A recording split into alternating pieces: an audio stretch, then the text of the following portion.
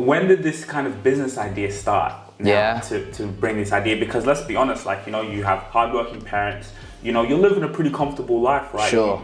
You know, you love your sport, you're into AFL as well, and you're a good player. Yeah. So how did this business idea start? Yeah, so I think I've always had this, I don't know if it's a rebellious side to me or like a stubbornness, maybe even over self-confident in myself, where it's like, I don't like being told what to do. It's the sort of thing where like mum tells you to do the dishes, you're like, nah, I'm not doing them, but I was about to do them. I know a lot of people are sort of familiar with that, or it's like, if someone tells you to do your homework, you're probably gonna be less likely to do it. At least that's how I've always been. And so I think that sort of trickled down to me where it's like, I don't wanna have a boss. Like, I don't wanna have someone almost controlling me and telling me what to do. And so throughout high school, I don't know, like I dabbled in like I sold lollies and stuff at school. You know, I was that kid in like year 7 and 8. I did a little bit of that. What were your profit margins? Oh man, I couldn't tell you. I was like going to the shops before school, buying a couple packets of lollies and selling them. I did that for like a couple of weeks here and there. Yeah. There was one point where I had a couple of people running around doing it for me.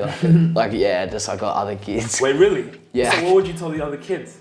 Oh, I'd get them involved. I was like, yeah, I'll hire you type thing. And I'd give them the lollies and I'd be like, you sell them. And like, it got messy in the end. It didn't work out very well. But I think importantly, if you're tracking my footsteps to the business that is now, you'd probably point out these little ventures or side missions I had. You know, I had brief instances trying to like flip stuff. So like buying and selling stuff on like Facebook Marketplace or like Gumtree.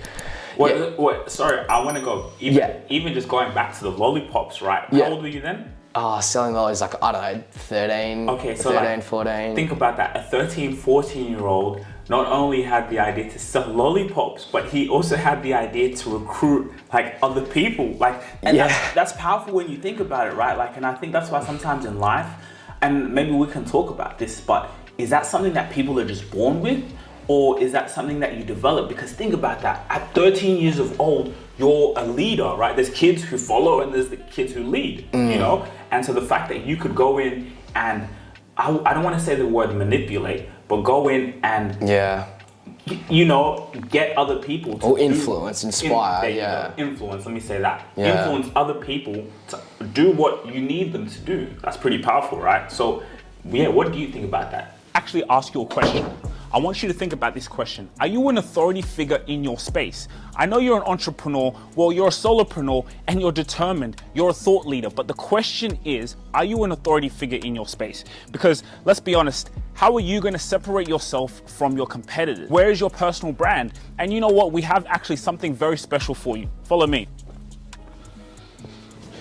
You see, we have a scorecard, right? So you can actually evaluate if you're an authority figure in your space, because at the end of the day, when you separate yourself from your competitors. That is where opportunities come to you because your brand is strong. You have brand equity. So for you to actually see how long away you are from that, or if you're close there, the link in the description, you can fill out a scorecard, and this scorecard is amazing because it lets us know and see where you are, and it's just for free for you to actually see where your business is, where you are as a solopreneur, and how you're going to get to that level of being an authority figure in your space. Because you see, here at ETS from Basher Media, I'm going to be honest with you, we are at limited capacity. We only want to be able to tailor our clients to the ones we know we can deliver value, because value takes time and we want to be able to work with your business. But the scorecard is actually just for you to see where you are and are you an authority figure? Think about it and we'll see you. Link in the description. Yeah, I think you're right. It is interesting to look back at. I think I've developed some leadership qualities for sure. Going back to whether you're born with it or you develop it, I think it's a bit of both. Like nature versus nurture type thing. I think perhaps you develop it through your early years. So like as a child, as an infant, sort of, I don't know, the situations you're put in with, your parents, your family, your peers, all those sort of environments, you know.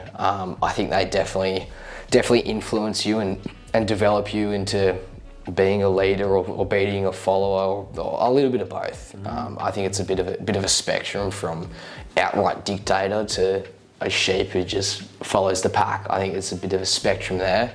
And yeah, I enjoy leading. I think it's a cool thing to do, is to develop teams and to get different insight and input from all other people. I'm definitely not the sort of leader that's just like, do this. I like hearing what they've got to say as well, like building a team. So like, even that's something I've got from sport as well.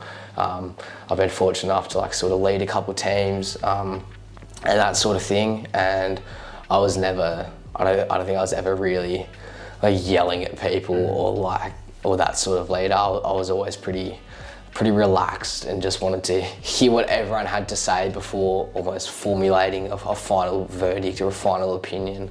I think that's how I like to lead teams, is to make everyone feel involved. You know, if it's a team, whatever team it is, if it's a family, if it's a friend group, if it's a sports team, everyone's got to be involved in what goes on. And ultimately, someone's got to make the decision at the end, which I suppose is my role.